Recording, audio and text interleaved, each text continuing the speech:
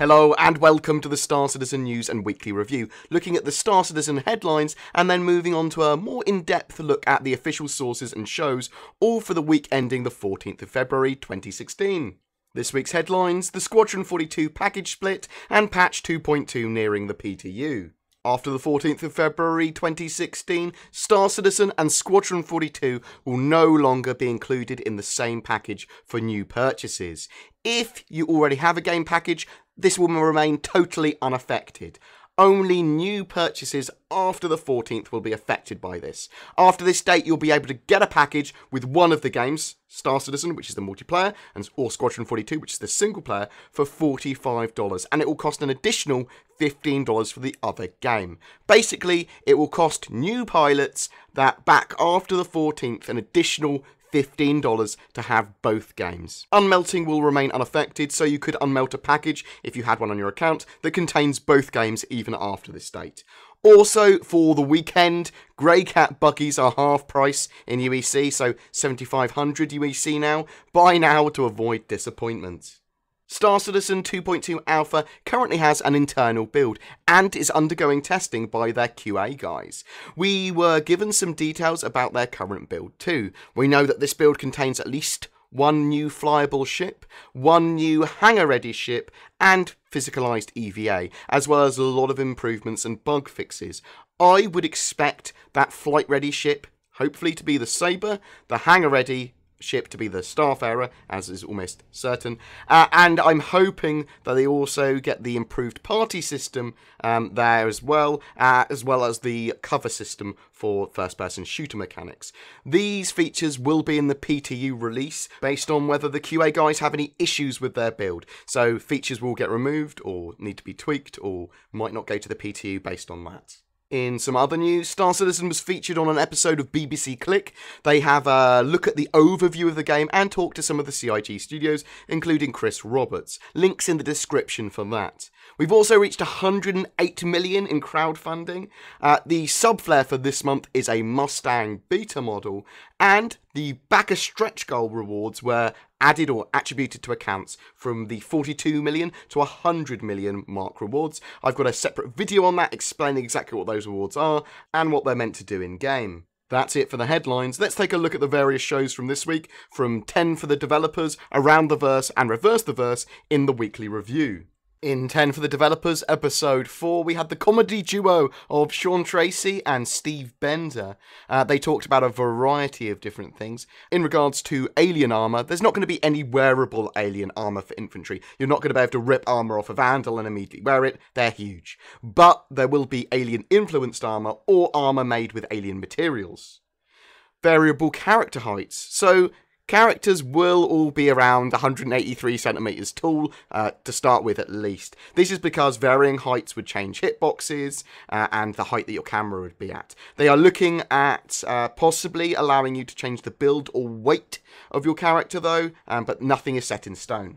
In regards to emotes, turning animations into emotes isn't hard, but they need reasons to have them in there and them to not feel weird or disconnected with your character. They may also give us access to all of the NPC emotes as well. In regards to manual ladder climbing, ship entry ladders are different from first-person shooter or station ladders at the moment. There will be several speeds that you can traverse ladders and entry-exit areas based on your situation. Relaxed, normal and emergency, each being faster than the last. Also, there will be the ability to exit ladders at any point, so you'll be able to jump off a ladder if you need to for some reason. They talked about realistic third-person animations. The first person is so important. Having the third-person animations dictate the speed and actual what your character's doing can feel quite odd when you're in a first-person view. This is especially important in combat. You don't want to feel disconnected from your character because of the animation it's performing. Animations and injury. When limbs take damage, animations will change, as well as your speed and ability to do things. They're all going to be affected. Collisions in space. With some bugs, and iterative processes like collisions in space. They take a reactive approach and fix and improve things as they appear and as they need to be fixed. First-person shooter combat pacing. The first-person shooter style combat is planned to be faster than like Arma, but slower than Battlefield. There are a lot of differences and unique flavours in Star Citizen, with stances, cover, realism, and spaceships. Melee combat. So they've talked about jabs, swipes, and parries, all sorts of things for melee combat, but they desperately want it to be fluid. Freedom of movement is extremely important to them. They've looked at various military combat techniques for ideas as well. There's no hard stance on exactly what they're going to do for melee combat yet. What will you do when the game's released? So when they were asked this question, they went full roleplay. They're going to be part of the Simian Order. Please watch the video for more information on their craziness. In Around the Verse Season 2, Episode 18, we learned a variety of things that were happening from the studios around the world. From CIG Los Angeles, lots of ships are getting optimizations at the moment. The Gladiator, the Gladius, Vandal ships, and Cutlass. They're also been working on the Reliant and Jean's Scouts thrusters, as well as various systems, shields and weapons, all for the component system rework. Down in CIG Austin, they're currently planning the next motion capture shoot, focusing on Levski, the Nix landing zone. They want to add a lot of sense of life and living to what the NPCs and what the scenes feel like. This ranges from checkups in the hospital for NPCs to crimes and muggings and that sort of stuff too. The shopping system is also looking to move on to the testing phase too. Down in Foundry 42 UK, they're working on the Mobiglass app for managing inventory and clothing called the Personal Manager. The party system has been a focus of the last week, and they're trying to make it easier for us to use. They're also mocking up concept designs for a holotable rework. Down in Foundry 42 Frankfurt, there's lots of planning and meetings going on. Chris, Tony and Erin are all there in the studio at the moment too. They're working on a conversation system for Star Citizen and Squadron 42, and AI work is also continuing to plod on. This week's ATV interview was with Jason Cole, the lead cinematics animator. This week's MVP was Render G for his custom Star Citizen controller. And this week's art sneak peek was a Starfarer level of detail shot, so various pictures of the Starfarer, which is going to be hangar ready very soon with its varying levels of detail shown. In Reverse the Verse, we learnt a few other great little news nuggets.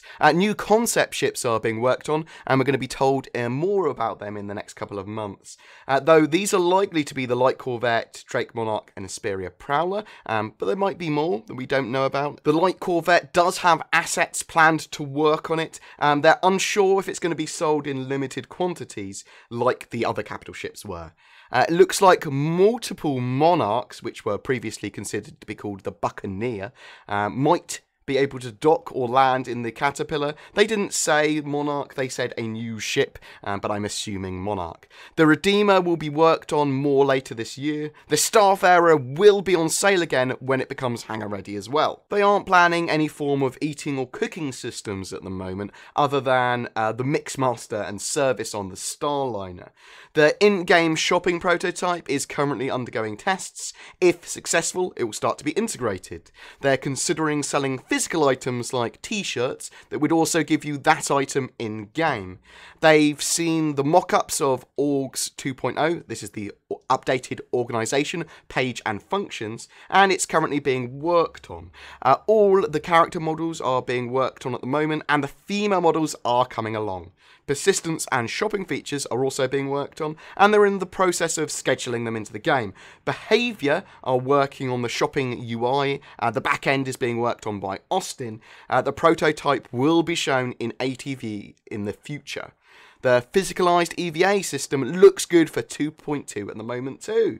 And that's it for this week's Star Citizen news and weekly review. Check the description below if you want to see any links to any of the articles or interesting points mentioned. Please check out the rest of our channel. There is a wealth of Star Citizen information. And comment below if you would like me to check out anything in particular. You've got any other news, you've got any feedback, anything like that. It's all appreciated. A special thanks to all of my Patreons. You guys are genuinely legends. Giving extra money to me each month is something you don't need to do, but it's very much appreciated. It allows me the freedom to do a lot more of the stuff I'd like to do in Star Citizen. At the very least, do it quicker. So thank you so much for that. Please don't forget to like and subscribe, guys. It really is appreciated. Pick yourself up a Star Citizen pack of something before they split if you can. It will be one of the better decisions you've made for gaming in a while. And I will see you in the verse.